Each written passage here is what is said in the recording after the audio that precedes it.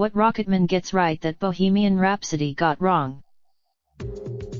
Taking Elton right back to his childhood, the B******H is Back turns into a big group number, sung by both the grown-up version of Elton and his childhood self. It sets the stall for the movie's musical. It couldn't be further from the straightforward approach of Bohemian Rhapsody, so the two movies can't really be compared in that way, but Rocketman's structure does highlight a key issue with the Oscar-winning Queen movie. Rocketman sees Elton look back on his life from rehab and, as director Dexter Fletcher explained, we don't always remember things how they happened. Elton. Rocketman isn't particularly interested in the hard facts, so can be more playful with Elton's history.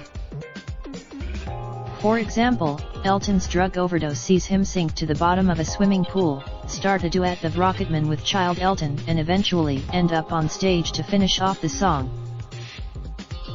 But by never proclaiming to be 100% faithful to the truth, Rocketman avoids a common pitfall with biopics that usually have to take some creative license with real-life events.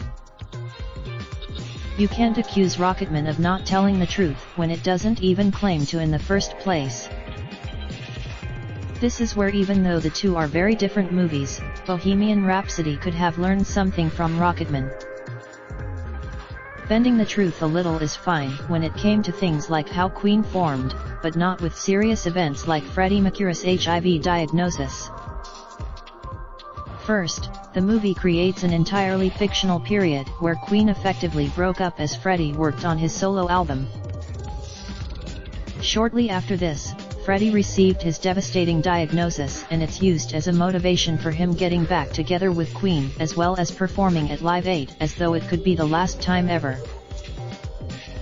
We don't know exactly when Freddie got his diagnosis, but the earliest reported estimate is 1986 after Live Aid, and the band didn't know until a few years later. So there was no heartbreaking confession in the Live Aid rehearsals as Bohemian Rhapsody suggests. We're not saying that every music biopic needs to take a Rocketman approach, as it's a singular style that very much fits Elton John as an artist. However, it wouldn't hurt other biopics if they were a bit more creative in their approach. If you're going to shift events around to fit your narrative, then you might as well be more open about it from the get-go. Gallery Hayraise, what the cast of Rocketman looks like in real life. Insider. MSN UK are empowering happiness for Mental Health Awareness Month. Find out more. Raindrop, drop top, top smoking, no cooking the hot pot. Fucking on your bitch, yeah, that. Looking up, open the park pot.